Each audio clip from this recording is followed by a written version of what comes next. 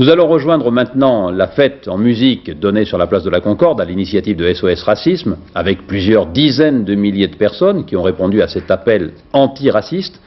Quelque part sur la place de la Concorde, Jean-Jacques Dufour. Oui, Marek Alter vous a tout de suite repris en disant plusieurs dizaines de milliers, il paraît que ça serait plusieurs centaines de milliers.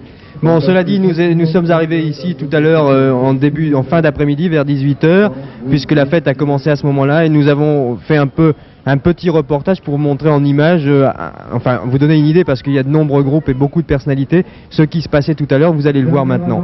Pour un enfant égaré, le petit Denis Augier. Silence politique, femme à la pop.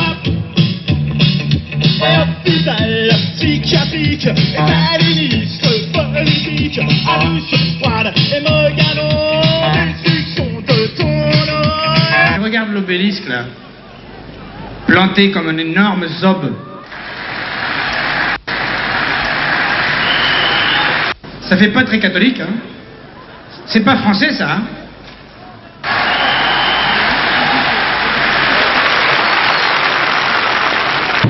Ceux qui sont antiracistes et qui sont de droite, par exemple, un exemple au hasard, ils ont le droit de venir, hein. On leur interdit pas à l'entrée, hein. Il n'y a pas une prise de sang à l'entrée pour savoir si t'es rouge ou si t'es noir. Bon.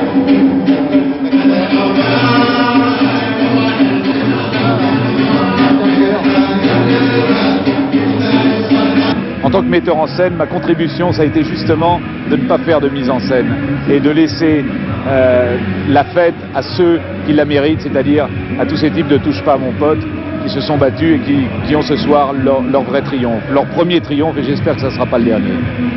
Contre le racisme au quotidien, pour la France multiculturelle, pour que notre logique de vie, pour que la logique de l'amitié l'emporte toujours sur celle de la haine et de la mort. Je pense que c'est très bien. Et qu'il y avait plus de gens comme ça serait parfait. En Norvège, au Danemark et en Belgique.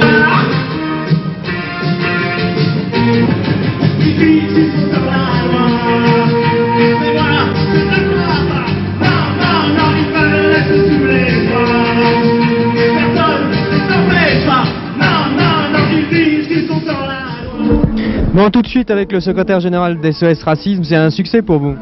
C'est plus qu'un succès, je crois que c'est un triomphe, puisqu'effectivement nous avons à Zinon maintenant les 500 000 personnes.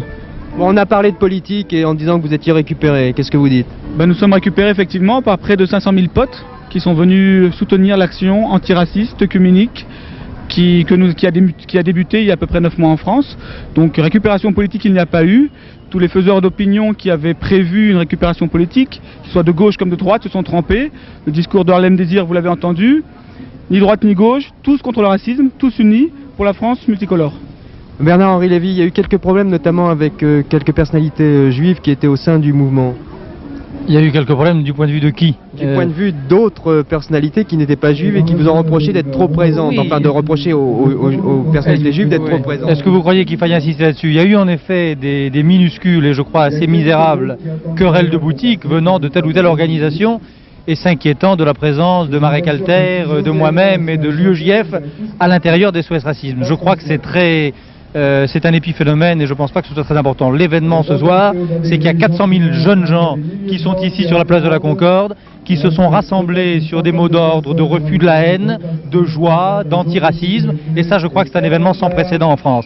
Je crois qu'à partir de ce soir, on peut dire, et ça me paraît plus important que les accusations des uns et des autres, on peut dire que l'antiracisme est en train de devenir majoritaire en France. Ce n'était pas le cas il y a quelques mois encore, quand on a démarré, quand Touche pas mon pote a commencé, lorsque nous étions quelques-uns à dire que les verrous étaient en train de sauter, que les tabous étaient levés, que le racisme était en train de déferler, on n'en était pas là. Aujourd'hui, je crois que les choses se sont inversées, qu'un coup d'arrêt a été donné à la vague de la haine, et ça c'est grâce à Harlem et grâce à Touche pas mon pote. Jean-Jacques, oui. Une fête, une manifestation liée au racisme a toujours quelque chose de politique, qu'on le veuille ou non. Oui, je vous transmets la question là, de mon confrère qui dit qu'une manifestation liée au racisme a toujours quelque chose de politique.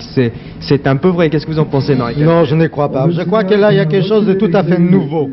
Ce mouvement antiraciste est né avec un mot d'ordre éthique, moral.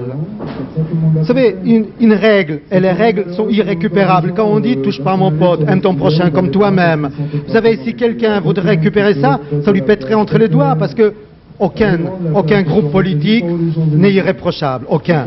Tandis que nous, à partir du moment où nous tenons à nos règles, à ces quelques règles, cette morale minimale dont on s'est moqué si longtemps et qui reprend et qui devient quelque chose d'extrêmement important. On regarde toutes ces centaines de milliers de jeunes. Oui, mais enfin, quoi qu'il en soit, la politique, c'est la gestion de la société. Le racisme fait partie de la société, c'est aussi politique. Non, le racisme fait partie de la nature humaine. C'est pour ça que nos ancêtres judéo-chrétiens ont créé des barrières dont parlait Bernard-Henri Lévy. On créé des tabous, des interdits pour nous protéger contre nous-mêmes. Et ce racisme, en vérité, c'est un grand mouvement français pour protéger la France contre le racisme. Jean-Jacques, oui. Quand il y a une grande manifestation, plusieurs milliers ou plusieurs centaines de personnes, il y a toujours quelques échauffourées, on dit que la police, à certains endroits, est un peu débordée. Alors, c'est une fête de la fraternité, mais enfin, on n'échappe pas à ça aussi, peut-être, non ? Là, je vais donner la parole au secrétaire général des SOS Racisme. Enfin, ici, nous étions présents là, à côté de la scène. Nous, on n'a rien vu de spécial, si ce n'est ce qui se passe à peu près dans chaque concert, avec des gens qui veulent passer au-dessus des barrières et des choses comme ça. Effectivement, c'est la fête et bien la fête. Nous sommes plus de 400 000 et il y a eu quelques évanouissements, mais nous sommes en permanence en contact avec le service d'ordre. Il n'y a eu aucun événement qui a troublé cette fête jusqu'à présent. Espérons que ça dure. Je crois que c'est effectivement très difficile, vous l'avez dit, de gérer 400 000 personnes place de la Concorde, mais la fête continuera, j'espère, dans l'ordre. Jean-Jacques Dufour, oui. Remerciez vos invités de ma part et de notre part à tous. Je les remercie de votre part et de ma part aussi. Merci beaucoup. Alors, je vous propose de terminer ce journal avant